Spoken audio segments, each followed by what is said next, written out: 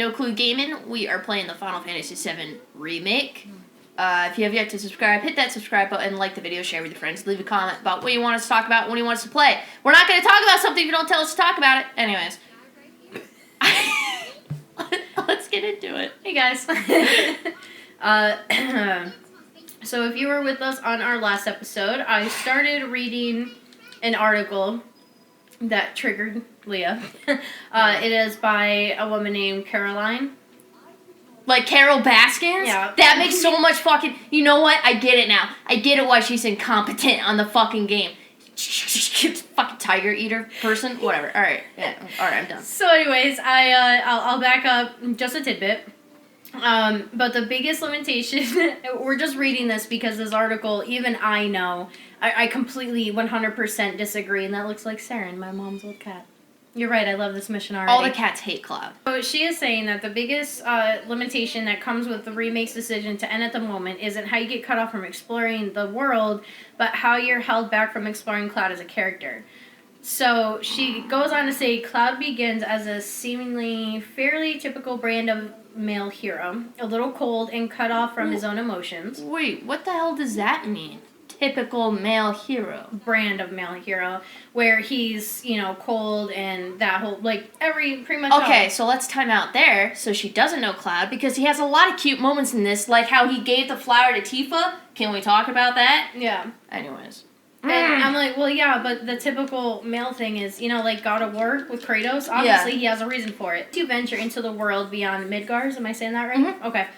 Midgard's gates, however, you also start venturing deeper into Cloud's psyche and his past. A real human being... What the hell? Yes, okay. A real human being starts to form where at first there was only the shadow of a person. Okay, so still obvious that you haven't played the remake because they do delve into his backstory. Yeah, I don't... Losing that journey, or at least holding off until whenever we'll get the next installment, is a disappointment when Cloud's journey is handled so well, with such solid pacing in the original release. FF7 is about a lot of things, but central to its story is Cloud's path into the fullness of himself, and he learns what it is to lose, to grieve, and to care about something larger than himself. Though Remake will someday offer us Cloud's entire journey, presumably at least, it currently begins and ends without Cloud undergoing much character development at all. What? There's still more. In a serious detriment to Remake's narrative arc, and we won't be able to judge whether it was a wise decision until the whole of the Final Fantasy VII Remake is released, which will likely take years. Final Fantasy VII itself, on the other hand, is finished now, and its comparatively simple graphics... No? No? Nothing on that one? Okay. I'm just so flat. Obviously, she never played the game. Like, what do you mean? Nothing she's saying is making sense. Comparatively simple graphics really don't hurt the quality of its storytelling and character development nearly as much as you might think from looking at screenshots. If you want the whole story with no multi-year passes between acts, the original release is your only option. First off, it's not going to be multi-year passes. The second part, they said, will release before the end of the year. Like, so even if you got 2 years. First off, are you saying that you want the full story in a $60 game to where they probably would have released this because they started this in 2005. Yeah. And so you're saying that you would rather have a 40-hour game, not even, and then be like, oh man, I wish they did a lot more. Yeah. That's pretty much what the fact is that they're still working on it. The part 2 they said is basically done. They're just making sure it's up to their standards and everything. Do you know what I like about the fact that you've played these games and I haven't, and why this is a good dynamic is because we read shit like this, which is still more, and I don't even want to read anymore, but now I need to, but I have never played these games before. I have no emotional attachment to these characters, and already I have an understanding of who Cloud is. So fuck you for saying that he doesn't have any story, any emotion, anything. I get it. So what then? Will it still be worth going back and playing the original? Absolutely. The original FF7 will still be as vital as ever, in fact. Just as the sophisticated CGI of 2005's King Kong can't render the beauty of the stop-motion animation featured in the 1933 original obsolete, 97's Final Fantasy VII will always possess unique qualities that make it worth seeking out and experiencing. Well, They did not just compare the 2005 King Kong to the Final 33. Fantasy VII. Speaking of Carol Baskins, You can I wanna just do that say first? I'm Alright. already like, where am I? I'm at the point where Travis shot himself. Yeah. Because me and Blake are watching it together, and I don't think she's guilty of killing her husband or feeding him to a tiger yet. And a lot of people's incriminating point is the fact that she said something about sardine oil, and to be honest, like, they're making her sound like that's incriminating because they're making it seem like she said the best way to feed someone to a tiger is cover them in sardine oil. Yeah. But she didn't say that. So like the Tiger King, Joe Exotic got like attacked because he suspects someone put something on his boot, and he was saying perfume, and she made a point. She was like, the cats want to go near the perfume because they don't like that smell. That's how you keep them away from stuff. Yeah. The only thing that would work is if they dipped it in something that they're attracted to, like sardine oil, for instance. And then I was like, that's not really incriminating. I don't know how people got that job. It was more, honestly, they're taking it to run with it to have fun. They Yeah. don't actually think that. It was more like she says that we already think she killed her husband because she has plenty of motive. So, like, everyone just took that and run because it was one of those moments where she says that and we're all looking at her like, wide-eyed, like, bitch. Like, and now, why would you granted, I say didn't that? finish the documentary, and I heard they came out with a new episode. Which is just shit. Josh and I were so pissed, dude. Like, it's Really? shit. Even my grandma was like, I don't like it. My grandma watches the Oh, show. okay. But on Hulu, they have a Joe Exotic documentary. Yes, I know. Yeah, I'm so excited about that. I want to finish Tiger King with Blake and then watch the documentary. Yeah, no, I mean, it is... Carol, I personally do think she killed her husband, but it's more because as you watch her personality develop, like, at first, I didn't hate her. I was just kind of like, man, I get it. She's trying to save these damn I didn't tigers. like how she Everybody's, attacked his family. No, I didn't like that. I don't like that. But, like, and now, as you get going, you're kind of like, yeah, you're a sketchy-ass bitch, dude. But I did pull something real quick just to kind of, because we talk about Last of Us 2 a lot, so I did find something.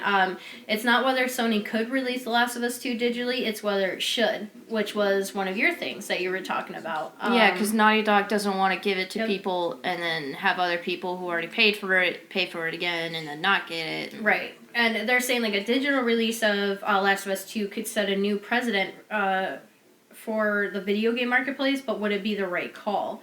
You're allowed to be upset about The Last of Us 2 delay. Yes, there's far worse things happening in the world right now, and our energy should be focused on supporting others more affected by the COVID-19 pandemic where we can. But if you were holding on to Last of Us 2 as something to look forward to in a time alarmingly deficient of joy right now, then the news of the sequel's indefinite delay no doubt came like a gut punch.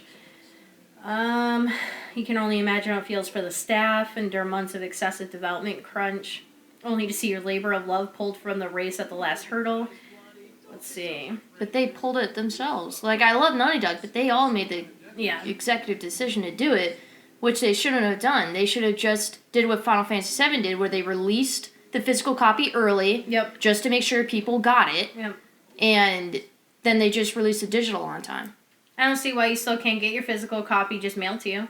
That's what Final Fantasy VII did. Anyone like Amazon, GameStop, everything, they shipped it out early. And you can do that. We used to. I'm gonna go back to that Caroline person. Like, I really don't get what she was writing an article on because I really don't feel the same way. I mean, I'm kind of interested to see if anyone like comments on this video about that and like what they feel.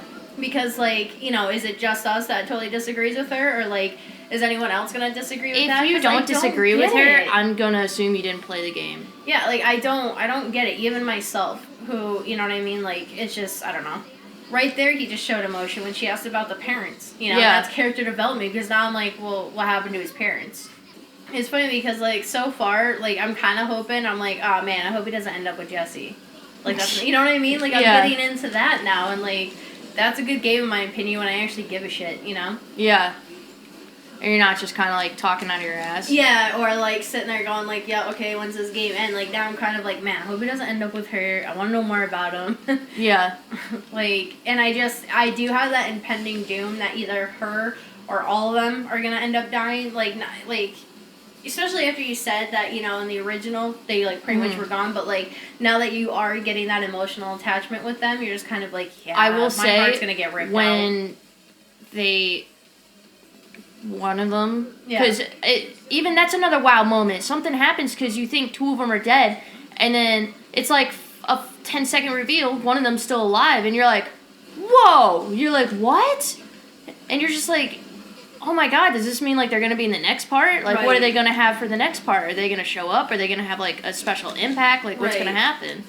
But one of them does die, and I actually almost like teared up a bit. Really? I was like, oh my god! I was like, I got so fucking attached to this character. Is it Cloud? No. No.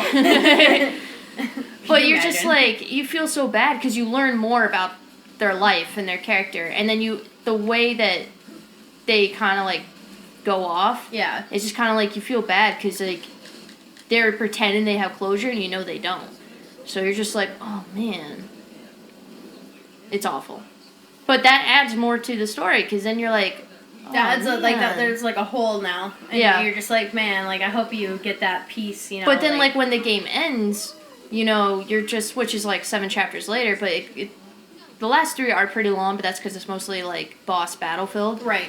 But like the next few chapters, you do feel that hole, but when the game ends, you feel like a relief. You're like, all right, this is a new beginning. Yeah. Even though for someone who played the original, I know shit's just gonna get worse. Yeah. But While their reactors were slowly killing the planet, we were living a good life. Man, there's like no emotion. I don't feel, I feel sorry like we're for the gonna- slums at all. I just feel like that's gonna be the like all we do now when we play this. Yeah. Just beat takes about that. You know, I think I'd feel more bad if I had any emotion, Yeah. you know, or attachment to him, you know. Like, this guy's a dead NPC. I feel nothing for him. Yeah, no. Or, you know, her, you know what I mean? Like, I Yeah. don't know. I'm getting kind of bored of this game. So that's what we're gonna call it. Thank you for tuning in this episode of No Clue Gaming. If you like what you see, hit that subscribe button, like and share with your friends, and comment what you want us to talk about and play. And yeah. It was Bye, a guys. very It's unemotional fun again. episode, Yeah. as you can see. I'm sorry this game is so emotionless and there's no character development. We'll start making up our own.